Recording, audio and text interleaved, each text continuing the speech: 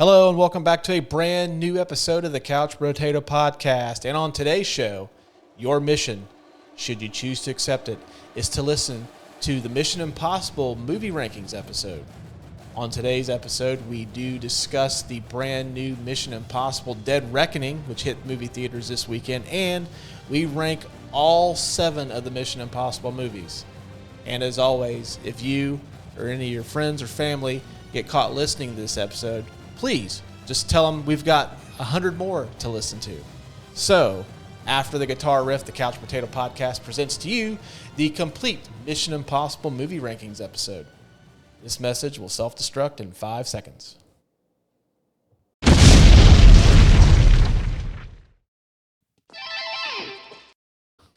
Hello and welcome back to the Couch Potato Podcast. My name is Russ, and joining me on today's show is producer Adam. Adam, how's it going, man? It's going great. I'm ready to talk about some movies. Yeah, it feels like this episode is kind of cursed. Meant to do this, last week, and then I somehow strained my vocal cords sneezing. Oh. Yeah, and I couldn't talk, and then, of course, we had other issues. Life got in the way, so Indeed. Kind of put us behind the 8 ball a bit, but it kind of worked out for the best because now we're going to talk about the Mission Impossible movies today. We're going to rank them, but it gave us an opportunity to see the brand new one over the weekend. What were your thoughts? We saved the ranking for the official rankings portion of the show, but what were your thoughts on the movie? It was probably my favorite movie of this year. I really liked every bit of it. It was super cinematic. Really liked the scene with the train. I don't know if we're going to get into details here because I don't want to spoil it for anybody, but I think it's probably my favorite or second favorite now that I've seen it. And I don't think there's going to be a movie that comes close to this when it comes to classic Hollywood, like, popcorn movie. Because this is definitely a popcorn movie for sure. Oh, yeah, definitely.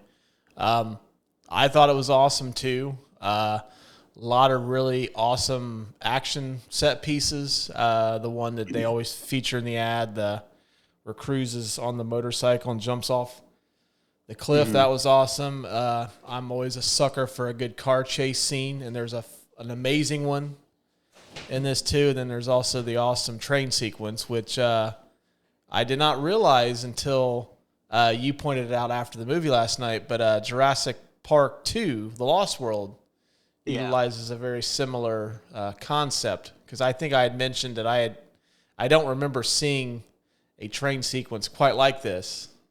Yeah. And then you mentioned The Lost World. Then I was up late last night, and I don't know, it's like Google, I don't know, somehow was like spying on me. No pun intended. Maybe a little bit. But I seen an article where they mentioned The Lost World and how it was inspiring to this Mission Impossible sequence. I'm like, well, fuck, I got to send that to Adam now. I'm glad that people are in the same mindset as me. Yeah. Great minds think alike. That's true. But yeah, I thought it was fantastic. Very compelling villain. Won't spoil it. It's let's just say that the villain in this movie is kind of pertinent to what Hollywood's dealing with now with the actor strike that's ongoing. One of the issues with that, and just how there's certain things that we use in our daily life that could make things easier for us, but also could make things difficult for people in their jobs. So I thought that was cool. It was also 2 hours and 47 minutes, but it moves super fast. Like, I did not know that movie, we were in there for almost 3 hours. Yeah, it was really well paced, and I think that while you're watching it, you're not going to be paying attention to the time. It's like one of those movies where time gets away from you. I looked at my watch one time to see like just what the time was, because I was thinking like, Jesus, this is like, they've got quite a bit into this. Where are we at? And I looked at it and I was like, man, there's only got to be like 20 minutes left in this. And yeah, but awesome movie though. I would say right now for me, it's been my favorite movie of 2023. It probably won't be what I would consider the best film of the year, but I always do films and movies differently. Yeah. I judge a film like by the subject matter, like all the aspects of putting a film together, acting, directing, writing. And then I always say, have a class of its own where it's just movies. Like, I just go to get wrapped up in a story, have a good time. I don't care about plot holes. I don't care about stuff being realistic. Hence why I love the Fast and Furious movies so much. But yeah, best movie so far of 2023. Yeah. And I've seen quite a few, as have you. So right. So very high praise. But yeah, if you have not seen it yet, definitely make it a point to go see it. I know we're coming up on the most anticipated movie weekend of the year, the Barbenheimer weekend. Barbie and Oppenheimer opening up. Definitely go see those movies as well, but definitely try to get Mission Impossible into it. It was awesome. Right. But I had something planned where I was going to try to get all like cute and try to do some kind of voice recording and give you this mission and would do the whole Mission Impossible if you choose to accept it shtick, but I kind of couldn't put anything together in time, so I'm like, fuck it, I'm not going to do it. Well, I mean, this podcast is already a impossible mission anyways because it took so long to get. That's true. So, well, you know what? If anything, if you're feeling fancy when you put this thing together to get it out to the masses, hey, by all means, put something cool together. Okay. Or if anything, just throw the fucking theme song in front of it. But yeah, I guess we'll go right into it. We are going to give you our definitive Mission Impossible movie rankings. So we're going to rank the movies from 7 to 1.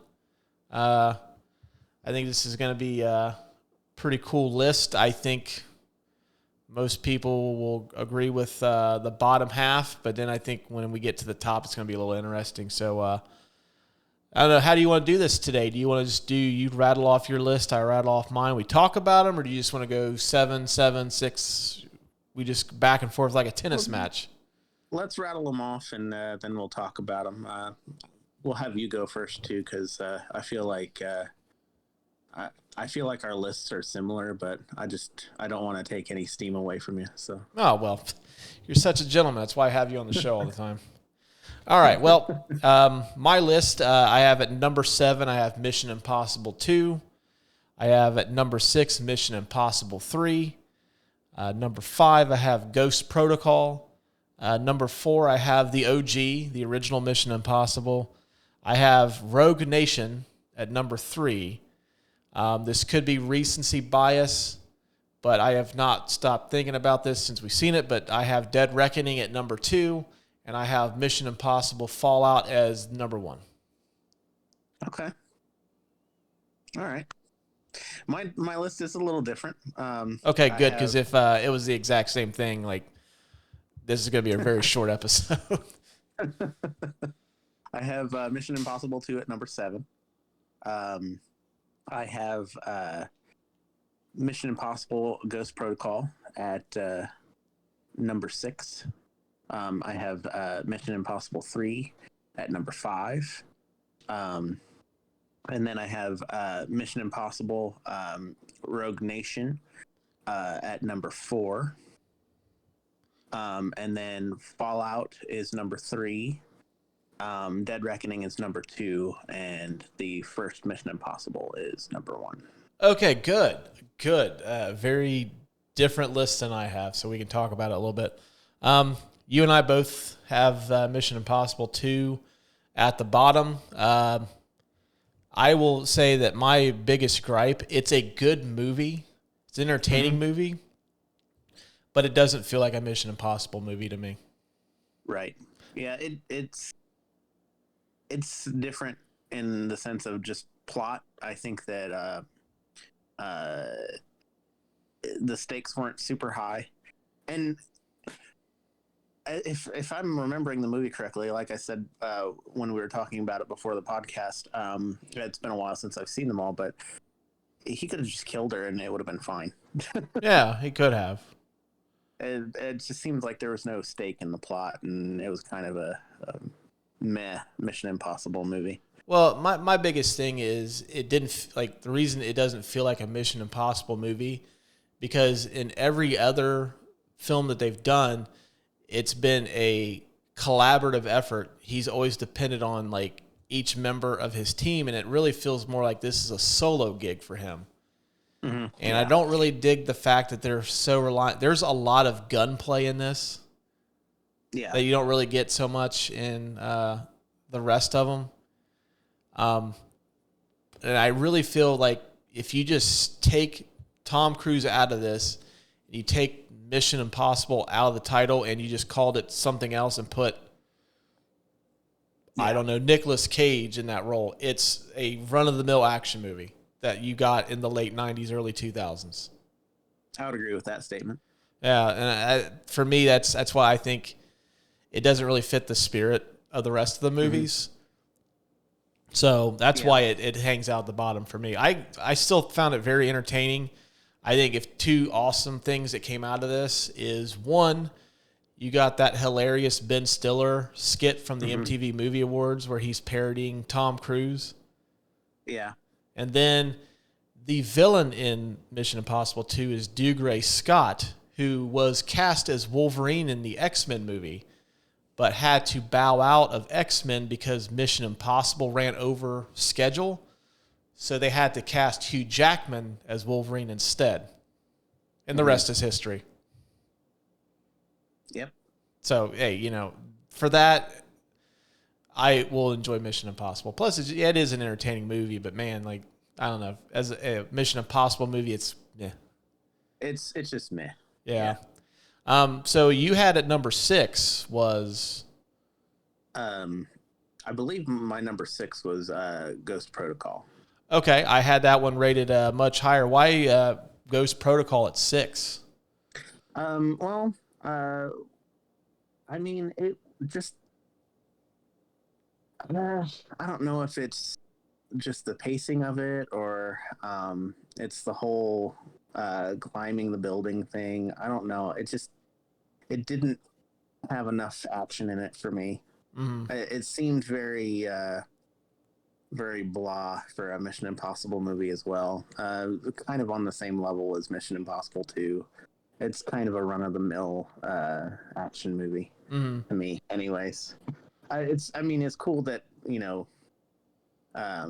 we get more Mission Impossible, but again, you can swap out the hero and it could be a run-of-the-mill. Well, that was the original plan, is they were supposed to write Tom Cruise out of these Mission Impossible 4, and Jeremy Renner was supposed to take over. Of course, right.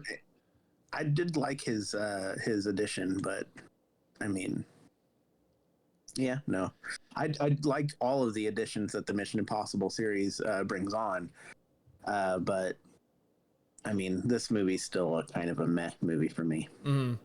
I dug it.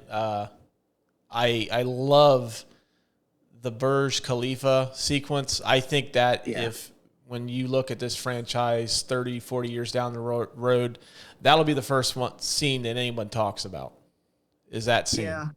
Yeah. I mean, it's very iconic for sure. I think for me, though, the only reason why it's not higher for me is I don't really dig the villain in it. Yeah. It's played by, what's the actor's name? Michael Nyquist. I probably fucked it up, but it wouldn't be an episode of this show if I didn't fuck somebody's name up. Yeah. But he played the lead in the Girl with the Dragon Tattoo movies out of Sweden. And I believe he's also the villain in John Wick, the original. But I don't know, just didn't really dig the villain. But a lot of cool action sequences, though. I really dig the Russian where they blow up the Kremlin. Yeah. I thought that was super cool. But yeah, I have it a little bit higher than you did. Yeah. I mean, it also didn't feature Luther as much either, which is kind of a bummer. I like Ving Rhames' character. Yeah, I won't say he's the best supporting player out of the series, but I think he's number 2. The best one they didn't bring on till a little bit later. I'll get into that, but I know for me I had Mission Impossible 3 at number 6. I think what it does really well is I think they had the best villain so far in the franchise. Yeah, Philip Seymour Hoffman, who's no longer with us. But I went through and revisited all these movies over like the last few weeks or so. And there's a sequence where Tom Cruise, if anyone's watched the Mission Impossible movie, they always have the mask. Yeah. Where Tom Cruise impersonates Philip Seymour Hoffman's character and he mimics him perfectly. And just, the whole thing. I wish that a lot more movie franchises would take a cue from Mission Impossible 3 and kind of model villains after that. Of course, you're not always going to get someone of Philip Seymour Hoffman's caliber in these, but, you can always write them better. And that's why I had it higher on my list, too, was because of Philip Seymour Hoffman. Like, that was a really good villain. The only thing that I really don't like about Mission Impossible 3 is this is the only one that J.J. Abrams directed. Yeah. But it really feels like a episode of Alias at this time. Yeah. I don't know. It really doesn't do enough for me. And plus, I think Ethan Hunt's team outside of Luther, because I think it's Maggie Wu is one of them, and then Jonathan Rhys-Meyers is the other. I think that's the weakest team that they've put together. Yeah. For him in this. I honestly, I don't think they really added anything to him or his team. So, I don't know, still a good movie. Right. And, I mean, I liked the problem in it too. It was a better little IMF MacGuffin than just like a bioweapon like in the second one. I liked the rabbit's foot as the thing they're going after. It's more of a Mission Impossible thing more of a thing to fix, that the IMF team can fix versus, bioweapon. And I think this goes back to it feeling like a TV show. Is unlike the other ones, it didn't really have that, just that phenomenal blow you out of the seat action sequence. That's true. Every Mission Impossible has, it seems like they have a formula. They have the cold open one. Yeah. They have one kind of in the middle of the movie, then they have one at the climax. And this one didn't follow that formula, which they perfected at 4 going forward. But yeah, 4, like I said, it wasn't as impressive for me, but at least going forward, it got way better. So you had at number 5, you had Mission Impossible 3, right? Yes, I had Mission Impossible 3. And then I had Ghost Protocol, so we don't really have to go in depth in there. I think this is when the franchise starts to find its footing at at Ghost Protocol. Mm-hmm. It's kind of the Mission Impossible that you have today. And thinking about it, though, can you think of a movie franchise that has gotten better as it's gotten older? Because usually when you get to, like most movie franchises, you have the one that sets up everything. 2 is either when it starts to go downhill, like, okay, they can't top the first one, or they make it better. They took everything that made the first one good and made it better. Then they eventually fuck it up down the road because they can't innovate. This franchise, though, seems to get better as it gets older. Right. And I think I can't think of one, but in your perspective anyways, I know that Fast and the Furious probably fits that a little bit. Well, I am of the mindset they should have ended Fast and Furious after 7. Right. Because it honestly has gotten worse as they've gotten older. 7 was the perfect mic drop. I think I talked about that in the last episode. You did, yeah. Okay. Listen to that, by the way. It's on Apple, Spotify, wherever you listen to podcasts. Good plug. Yeah, Good cheap plug of the week. I do it every. Always count on it. But, yeah, I can't think of a more reliable film franchise right now, at least in the action genre, than the Mission Impossibles. Yeah. I don't think I can think of one either. All right, well, our bottom 3 are pretty much similar, just swapped out. But you had at number 4, Rogue Nation. Yeah. Okay, why Rogue Nation at number 4? I know a lot of people usually have that one near the top. Yeah, it's I mean, I liked the ending. It followed the formula that it set for itself a lot more here. It had a lot more action, and I mean, it also had kind of that team feeling again, and I mean, I think this is the one where we get introduced to Ilsa too, correct? Yeah. Yeah. Elsa Faust, is introduced in this one. And how I said Ving Rhames' Luther is the second best supporting character. I think Elsa's the best. Okay. And Rebecca Ferguson. I was trying to think of that actress's name. Yeah. I think her character is basically, I think she's Tom Cruise's equal in this. And if they were going to pass the baton to anybody, it should be her. She was great. Yeah, that's one of the biggest reasons why I put it at this. And I mean, it's cool that she's just an MI6 agent and she's, about Tom Cruise's equal. And I think she plays a really good foil to Tom Cruise too. I think they play really well together and they play really well off of each other. Mm-hmm. And it just makes for an interesting story. I think so too. This really just feels like kind of like one of the, I don't know how to describe it. It really feels like the most complete Mission Impossible story that they've told. Very compelling villain. We get the introduction of the supporting character. I wrote some notes down about these because I've been planning this episode essentially since they finally set a release date for this movie. But I mean, I think what I liked about Rogue Nation is Tom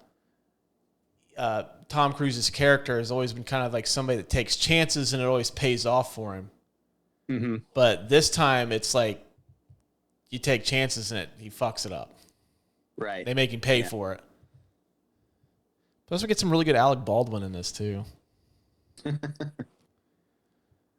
But yeah, I have Rogue Nation higher. Get a lot of good Benji in this. Simon Pegg, I think, is a fantastic addition to the series too.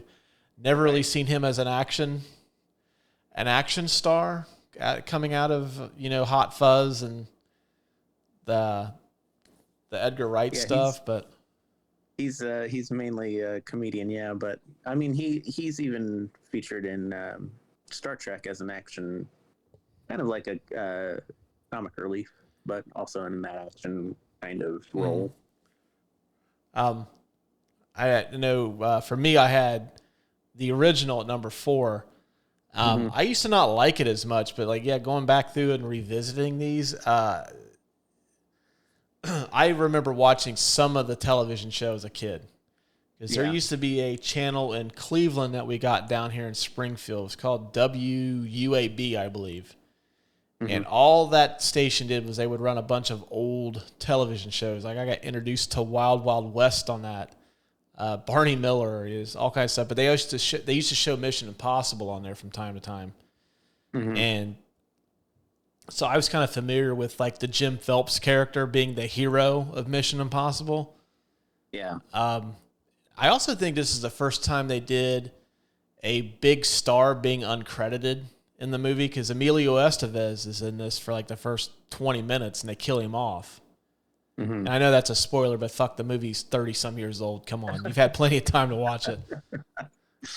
But yeah, I think that's the first time I had seen that little trick where they don't credit a big star being in a movie.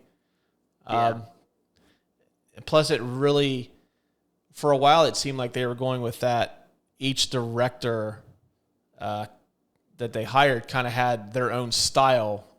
You made a Mission Impossible movie and their directing style. And for those that watch Brian De Palma, he's notorious for having a lot of twists and, double crossing in his movies. Yeah. I mean, this one kind of fits De Palma's bill. Plus, we get Jean Reno, who's fucking awesome in everything. I love Jean Reno. Yeah. And then, of course, now that I know I kind of stuck my foot in my mouth, but I said that the Burj Khalifa would probably be the scene that everyone talks about 30 or 40 years down the road. I'm going to retract that statement, and it's probably going to be Ethan rappelling from the ceiling in the CIA building and hanging inches off the floor so he doesn't activate the alarm to steal the knock list. That's probably the most iconic scene. It is. And it kind of sets the template. Series, probably. Yeah, and it sets the template for, like, they had the big action. They had that piece, and then they had towards the end, like, the helicopter flying through the tunnel. Yeah. And the train, which was a fucking awesome sequence too. But it's the only movie in the franchise that really feels like a mystery. Yeah, yeah. Mm-hmm. And plus, Ethan's not really the leader of the IMF team in this either. He's kind of like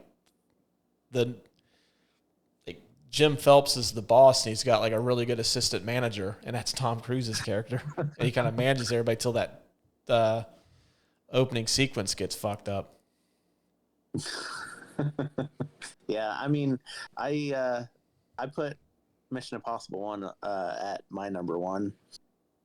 I think it's just because it's the first one that I've seen, and I have kind of the nostalgia lenses on. But it does have that like iconic scene where he's inches above the ground, and he isn't in charge in this one, and I think that lends itself to more storytelling, and it's just that I'm pretty sure that most film franchises that I watch, the first one that I watch is number 1, and number 1 is usually the best, and it holds up really well.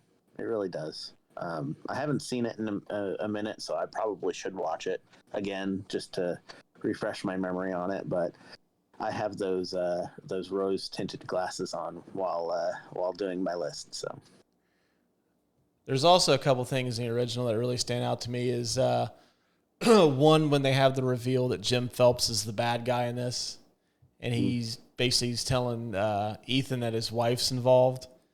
And he knows that Ethan and his wife Claire have that sexual tension that they want to hook up, but they don't. And he throws that line at Ethan. He goes, "I know that, basically he knew that he would believe Claire." And he throws that line, goes, "having tasted the goods." Yeah. And then funny story is my adult video stash on my computer, the file was called The Cinema of the Ukraine, which is a nod to Mission Impossible at the end of it when they're asking Ethan if he wants to watch he's wanting to watch the in-flight movie, and he goes, "How about some Cinema of the Ukraine?" And I'm like, that's perfect. I love that. That's awesome. Yeah. I remember you were telling me about that, but I hadn't put two and two together until now. Yep, I had to explain that to anybody using my computer. Like, what's the Cinema of the Ukraine? I'm like, it's nothing. Don't worry about it. There's nothing in there of interest. It's a bunch of stuff. Right. Let's see. At number 3, I had Rogue Nation. Yeah. Can't really get into that too much anymore. But yeah, I think it's probably the best story of the Mission Impossible series. A lot of really cool sequences. That's the first Mission Impossible movie where I was legit scared Tom Cruise was going to fucking die during that motorcycle sequence. I'm like, fuck, he's doing this without a helmet. I see anybody riding motors like those those ass rockets that fast. I'm like, fuck, he's gonna fall off that, or like. I feel like Tom Cruise will die doing one of his stunts. I don't know why. It's just that's how he's gonna go out.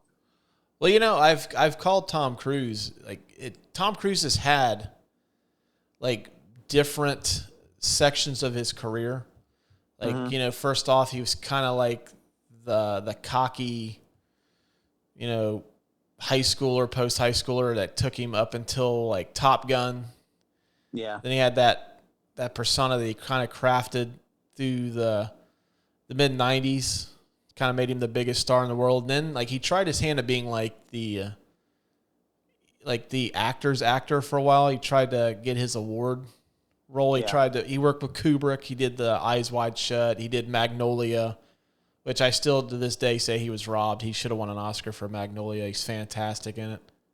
Mm-hmm. He also should have won for Jerry Maguire too, because do you really remember Jeffrey Rush and Shine? No, neither do I. And I guarantee you people listening to this probably don't know Jeffrey Rush outside of Captain Barbossa and the Pirates of the Caribbean movies. So, or Casanova, Frankenstein, and Mystery Men. I would not put that together. I always remembered him as Captain Barbossa. That's a movie I need to revisit. I did not like Mystery Men when I seen it, and I have not watched it since. It's good. It's a good second watch. It's probably not a good first watch, and it's definitely not a good I went to the movies to see this watch, but just on an afternoon on TV, yeah, it's a good watch. Yeah, I remember seeing it in the theater. I was super pumped for it, and I came out of that movie fucking blows. Yeah, no, it's not. Definitely not a movie you go to the theater for. But, yeah. But I think after he realized he wasn't going to win an Oscar, he just basically, I think Mission Impossible 4 was pretty much the start of it, because he had that thing where he did the Oprah shit where he's jumping around the couch and he was in love with Katie Holmes and professed his love to her, and he kind of went down the tubes for a while. And then Ghost Protocol kind of brought him back and was like, hey, guys, remember me? I'm Tom Cruise. I make really good movies. Yeah, I think that it also kind of put the sugar coating on the fact that he's so involved with the Church of Scientology, too, because the Church of Scientology is just one big piece of shit. And, the Mission Impossible movies show that people don't care. That's true. Like, I know a lot of people. He's very divisive amongst people that I know. And I am never one of those people that I can separate art from the person. Yeah. Like, Tom Cruise is probably not somebody that I would like, he's a upstanding, fantastic human being. But you know what, though? Like, it comes out with a movie, I'm like, I'm fucking there. Because I was thinking about this morning. Can you really think of a bad Tom Cruise movie? He's made some mediocre ones. He may have one or two bad ones in the belt, but he's been an actor for 40 years now. Yeah, he's got a pretty good track record. Yeah. I mean, that Lions for Lambs is easily the worst movie he's ever done, which is really weird considering who else is involved in that. And, I mean, he's had some ones that are like, I know Night and Day was kind of, Yeah.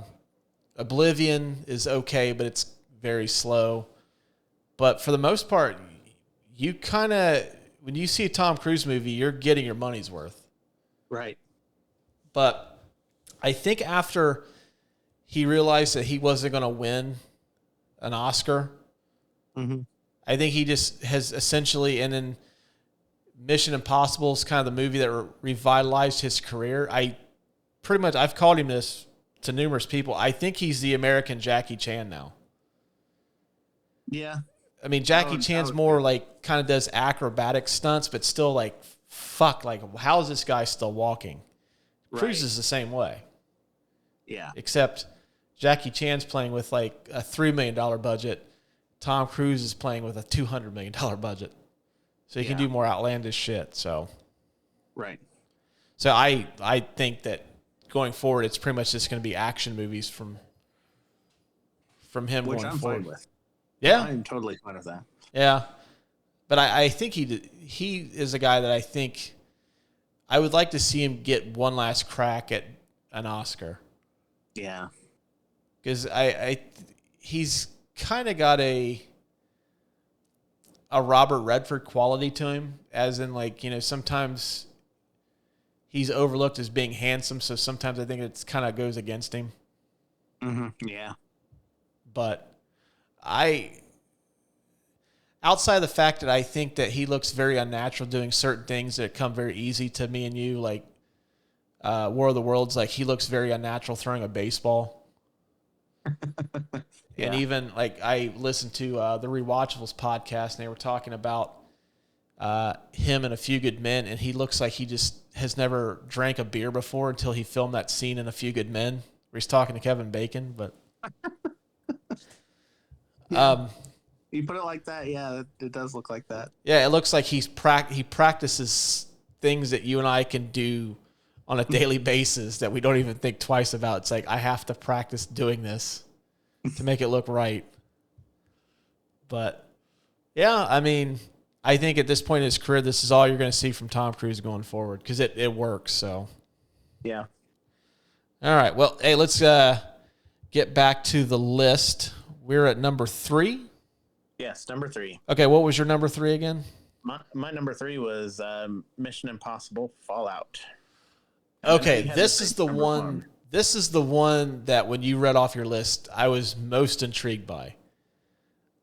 Most people have Fallout at number 1 or number 2.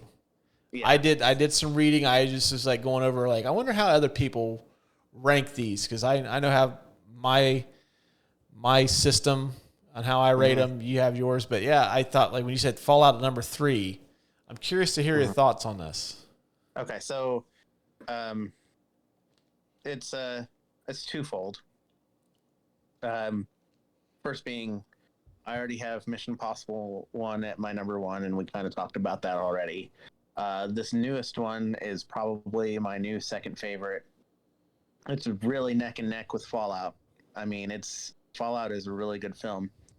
The only reason I chose Fallout as the third one, though, was because I don't like the villain. I feel like the Apostles are kind of like Walmart brand, the Syndicate. It's just like they're recycling bad guys. I just didn't like that whole concept. It's like, oh, well, we're going to get the most outlandish people from the Syndicate, and we're going to make them the new bad guys, and they're going to have a new name, and it's going to be biblical. Like, that's kind of cliche. Mm-hmm. Didn't like that.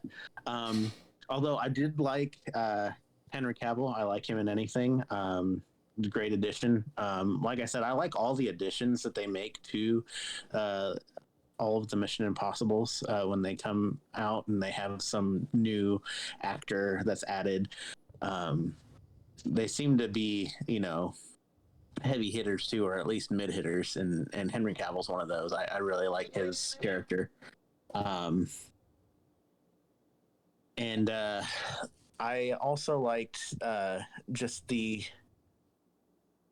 overall action. Like it seems like the pacing on the movie was excellent. There's just one action sequence after the other, and I feel like that makes the runtime a little bit smoother too. Just like this newest movie, the runtime doesn't bother you as much because the action is just very fast and frantic. Mm-hmm. I know I have it at number 1 on my list. If you were going to ask me the top action movies since 2000, mm-hmm. Mission Impossible Fallout is easily going to be in the top 3 or 4. I think is, in terms of like being a Mission Impossible movie, I think it's kind of a little bit uneven compared to like some of the other ones. Like I think like I said, Rogue Nation, I think, is the best contained story amongst this, and I don't think Fallout is quite on that level. It's still good. Yeah, because you need the Syndicate for it to be a contained story, and it's not. But I think the action sequences in this, to this day, like my wife and I seen Fallout on an IMAX screen, and was just like that Halo jump sequence. TV in like a standard movie theater does not do that scene justice. Like that is meant to be seen on the biggest screen possible. Right. And I feel like they have IMAX and stuff in mind when they make these movies for sure. Yeah. I honestly would have seen Dead Reckoning on the IMAX screen last night, but I was just so tired from the weekend. Like I don't feel like making a 40-minute drive to see anything, let alone Mission Impossible. But that helicopter sequence at the end of it, pound for pound, is probably one of the best action sequences I've ever seen. That is a fucking thrill ride. And like I still will watch, like, if like I just want to check out a cool action scene. Like that's one of the ones I'll put on. I think that one, I would say the sequence in, well, basically all of Mad Max Fury Road is basically one long drawn out action sequence. But I mean, just in terms of like getting from point A to point B to get these huge action sequences, I think it's fantastic. And just the action pieces are so mind blowing that I'm probably looking at that too from the fact I seen it on the IMAX screen, and those sequences were shot with that in mind. But plus Henry Cavill, awesome villain. We get Vanessa Kirby, who I always enjoy as an actress, who I completely forgot about till yesterday, but she is the daughter of Max from the original one, which was kind of a nice tie-in. That is a nice tie-in. Which I didn't remember that at all. Yeah, she's awesome. She's good and everything. Seen a trailer last night for her in Napoleon. Yeah. Which friend of the show, Mark, who's been on the show a time or two, he whispers over to me and asks me if that's Lady Gaga. Like, no. She's in a movie with Joaquin Phoenix, but not out yet. She's in the new Joker. He's getting up there in years. He probably needs new glasses or something. Yeah. I did get him to pop though when I made the joke. I was like, in Napoleon, do they cover his time where he was kidnapped by two time travelers and they take him to California and he ends up escaping from them and he ends up in a water park? I will lose my shit if like Ridley Scott included that. Like if you see Joaquin Phoenix in that Napoleonic, well, I don't know what the fuck he was wearing in Bill and Ted's Excellent Adventure. Jackson and I are actually doing a watch along. My son are going to do a watch along of Bill and Ted's Excellent Adventure as an episode we're going to do here soon. Oh, nice. Okay. He's never seen it, and I really hope he enjoys it because I was a little younger than he was when that movie came out, so I hope he enjoys it too. He'll probably fucking hate it, but nah, he'll like it. It's funny. But yeah, getting sidetracked here. But yeah, I mean Vanessa Kirby, Henry Cavill, just I think the action sequences alone put it at number one for me. Yeah. I mean, that is... Action puts it up high for me, too. Yeah, I think that just in terms of everything that they bring to the table, that's the best of the series. Like, that is the Mission Impossible formula, is like Halo jump. The bathroom fight scene, too, is phenomenal with Henry Cavill, Tom Cruise, and then the guy that because when I watch these over, Fallout's the first one I watched. So it's the one that I don't remember. I have the least time, just being able to recall, like snap my finger. But I think that's the guy that's supposed to be meeting Vanessa Kirby's character. And then end up killing him in the bathroom, which I know, spoiler alert, but the movie came out past that time. pre-pandemic. It was, hang on a second, 2018. Yeah. Oh, yeah. But yeah, I still think it's the best in the series. And you have, as well as I do, we have Dead Reckoning at number 2. Right. So is it recency bias? Is it because you just seen it? I thought so last night. Having reflected on the movie for 24 hours. No, I don't think so. I think it deserves a spot at number 2. It's a culmination of all of the different plot lines just coming together from older characters like Ilsa, and I feel like there are stakes in this movie because without any spoilers, there's a world-ending MacGuffin that they have to get. There's death of people that you don't want to die. It's just it's got spine-tingling action. It has all the hallmarks of a good action movie, and it's just one of those things where I think it also has playing for it too. The fact that we haven't had a good Hollywood popcorn flick in such a long time. We've had all these franchise movies back to back to back. And I was telling one of my friends earlier, Mission Impossible does have that franchise thing behind it. But when it comes to creativity and world building and character development, it's not constrained by the franchise because it's outgrown its TV predecessor so much. Mm-hmm. And you can pretty much do whatever you want within the universe of Mission Impossible.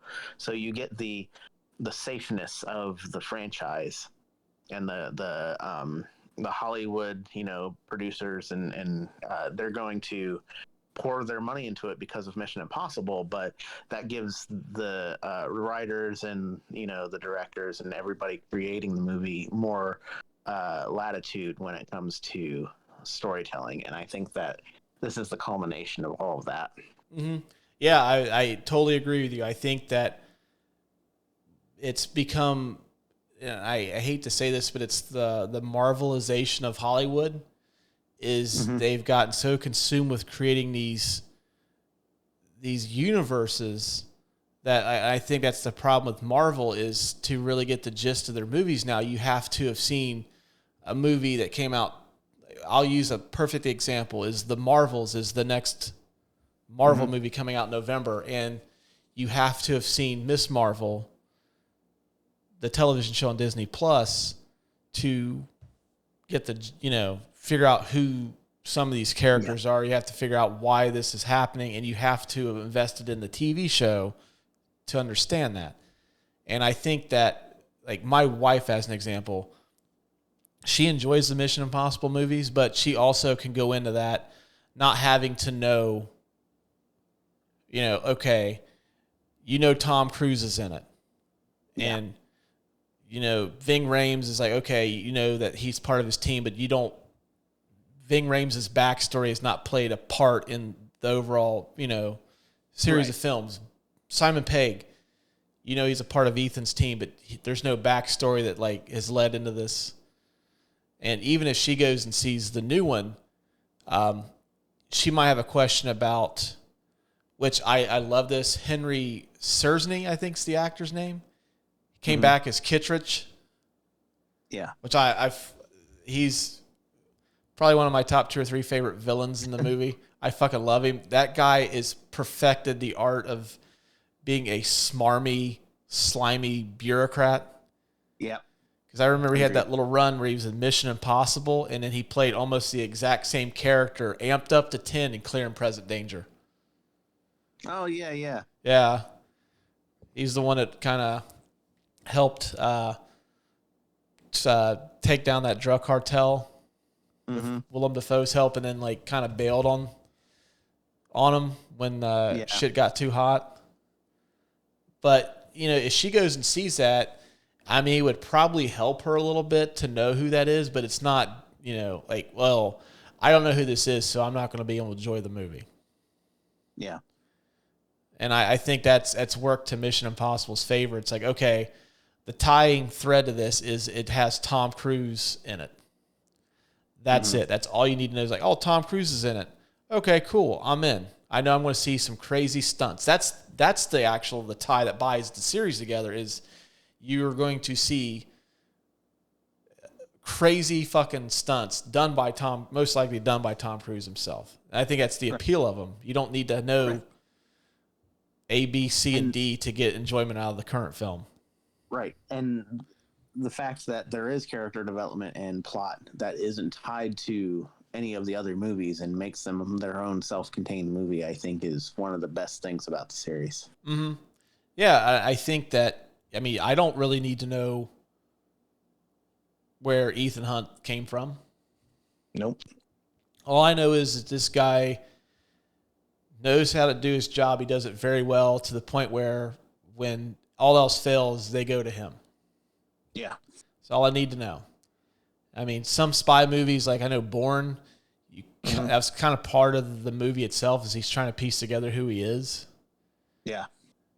And actually, I'm going to save that question for the end of the episode too. But yeah, just being a self-contained movie, I think works well for it because you don't need to invest time into going to see a movie. And I think that's kind of the problem with Hollywood today. Yeah. But you and I are both on board. Dead Reckoning's phenomenal. Yes. I actually kind of want to see it again here very, very soon. Maybe within the next week. I just want to relive some of those action sequences again. But you had the original at number 1. Yes, I did. And I have Fallout at number 1. Really no need to rehash them. Right. We've talked about those. I honestly, I think there's really no right or wrong answer to the best movies of the series. I think it really shows the strength of it by the fact that I have found the later movies to be the best in the series, whereas it also goes to show you that it's been a strong franchise from the get-go as you enjoy the original one. Yes. They've kind of learned from their mistakes, and they know it works, and they just seem to build upon it, but not get stale. Right. Before I wrap this up, though, I did have a very interesting question. Okay. This movie, or this film series, the Mission Impossible series, the Bourne series, also a spy series with Matt Damon, and then we've got James Bond spy series, the most iconic spy series in movie history. Right. Right now, taking, you can incorporate history however you want to judge them. What is the best spy series in movie history? I'm going to have to say Bond has to take that based on just longevity and clout alone. My personal favorite is the Bourne series because it's more grounded in realism. And I like the fact that he can take whatever he needs to take from wherever he's at, and like he can incorporate that into his plan or his objective. Impossible would have to be the third on that list. Even though we've given it high praise and everything, it doesn't have the clout of Bond. And of course, my personal favorite is, Bourne. But when it comes to action movies, Mission Impossible takes the cake with those three, for sure. And the action sequences, Mission Impossible. Yeah. Hands down. I was actually going to say that I think, if you wrap them all together, the action spy genre. I know with Bond, Bond has the cloud to kind of set the template, but when I was thinking of this question on the way home, Bond actually has more bad movies than good movies. Yeah, that's true. There are some good movies in the franchise. He's a pop cultural icon. Yeah. Bourne, I love those movies. The last two kind of left me a little deflated. I think that the Bourne legacy of Jeremy Renner is a little underrated. But I absolutely despise the last Bourne movie they did with Matt Damon, Jason Bourne. I thought that movie was just kind of junk. It was awful. It felt like a rehash of the original three, and it was unnecessary. It was. But I think with Mission Impossible, they don't have a bad movie in the series, and I think they've gotten stronger as they've gone on. So I'm willing to give my hot take that I would take Mission Impossible over Bond and Jason Bourne. If I'm going to rewatch a series of movies, I'll rewatch the Mission Impossibles over. I'll watch all the Mission Impossibles. Like, I'll stop at Bourne at 3, and then Bond I have to weed through 60 years plus to find the good ones. Which there are a handful, but how many are there? 30? No, I think there's 20-something still. Is there? Yeah. But I'd say their batting average is probably about 500. I mean, like, if you think about it, ever since, GoldenEye was good. Tomorrow Never Dies is meh. The World Is Not Enough is meh. Die Another Day is fucking atrocious. Probably one of the worst ones in the series. It is. Even going back to that, Living Daylights and License to Kill are okay. Had that very mediocre run with Roger Moore, who I do like as Bond, but its films kind of got saddled with some bad movies. Right. And then Craig's was Casino Royale good. Quantum of Solace was meh. Skyfall phenomenal. Spectre was meh. And No Time to Die was good but not great. Yeah. I think I agree with that. And like a lot of those I'll probably never revisit again. But I mean, fuck, I just sat through and watched 6 Mission Impossible movies in the last month. Whereas Bond, there might be 4 that I could go back and rewatch time and time again. 25 is what I'm counting. 25? Okay, that sounds about right. So they're probably about 13 good, 12 mediocre to bad. Yeah. It may be a little weighted towards the other if I really sat down and looked at it. Probably, yeah. I would say there's probably more bad than good, but that's my hot take. I'll take the Mission Impossible franchise over Bond and Jason Bourne. It's a good take.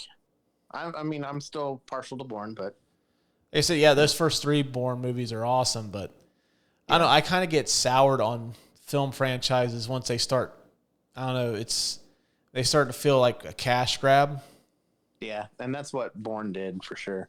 Yeah, I mean, I totally understood the Bourne legacy, and you're passing it on to Jeremy Renner. A completely different story, different guy. I'm totally cool with that. And like I said, I think that one's a good movie to where it definitely deserves a lot more love than it gets. But, Jason Bourne was totally unnecessary. And to me, that's the last impression that I got. I have not watched any of the Bourne movies since I seen Jason Bourne. Yeah, I don't think I've rewatched them since. Yeah. But whenever there's a new Mission Impossible movie coming out, or if I'm in the mood for a good action movie, I'm going back to it. Right. Well, we're going to wrap it up. But, thank you for accepting this mission to rank the Mission Impossible movies. Should we try to put together, like, the ultimate list real quick since... Sure. Yeah, let's do that. I think we're both in agreement. Mission Impossible 2 is at number 7. Yeah. Worst of the franchise. Number 6, I kind of say Mission Impossible 3. Simply because it feels like a television show. But I don't know. You okay with Mission Impossible 3 at number 6? Yeah. 5, I think since they were I'm cool with Ghost Protocol at number 5. That's what you had it at 6, didn't you? Yeah, I had Ghost Protocol at 6. Yeah. Um, but so are we gonna go Protocol at 5? Yeah, we can go Protocol at 5. I know I had Mission Impossible, the original, at 4. You have it at 1. I'm okay moving something down. Okay. I'm cool with Rogue Nation being at number 4. Okay, Rogue Nation at 4, and then moving Mission Impossible 1 up to 3. Yeah, I'm okay with 3. It's the OG. Still a great movie. It feels the most spy movie of the series. Right. Plus, it has the most iconic sequence of the series in it. And then I guess it's really a matter of whether we decide is Fallout or Dead Reckoning the best of the series. I still think that Fallout's the best of the series, but We can go with Fallout as number 1 if Dead Reckoning, because we both had Dead Reckoning at 2 anyways. yeah. So. Okay. So the ultimate list, the ultimate rankings from the Couch Potato Podcast is we have Fallout at 1, Dead Reckoning 2, Mission Impossible at number 3. We have Rogue Nation at 4, Ghost Protocol at 5, Mission Impossible 3 at number 6, and Mission Impossible 2 at number 7. I'm satisfied with that. I am also satisfied with that. I mean, I could even make a case for Mission Impossible being at number 2, but yeah, I'm cool with that. Like I said, we could be maybe 6 months down the road, like maybe we were a little too heaping too much praise on Dead Reckoning, but I don't know about that. I don't think so. But we could see a different list when the second part comes out too. So That's true. Mission Impossible Dead Reckoning Part 2 comes out tentatively June of next year. Whether that's affected by the writers and directors strike, I don't know. I know they were still doing some stuff with the movie, so I don't know if that's affected by it or not. But tentatively, it's supposed to be out June of next year, which I really hope that it does, because the pandemic fucked these all up. I was so excited. They had, in 3 years, we were supposed to get Top Gun Maverick, Mission Impossible, Dead Reckoning 1, and then Dead Reckoning 2. They should have already been out. All 3 of them, but we still have to wait on another one. Right. So, well, hey, man, it was good talking with you. I think we made the right call waiting to see the new one before we did this list. I think it was only fair to do it that way. I agreed. Yeah. So, all right. Well, that's going to wrap up today's episode. We hope you guys and gals enjoyed it. Be sure to follow us on Instagram, Twitter, and Facebook. We do have a TikTok, which I know I need to get better at putting stuff on there. Shoot me an email at couchbrotatopodcast@gmail.com if you want to give us show ideas, talk to us about any of the episodes you've heard. If there's thoughts, anything you got, you want to tell me how bad the show sucks, I'll respond to those too. If you like what we're doing here on the show, give us a 5-star review on Apple or Spotify. You can do it on both. And if you don't like what we're doing, hey, just move along, go about your day. We appreciate you stopping by anyway. So until next week, we will talk to you guys later.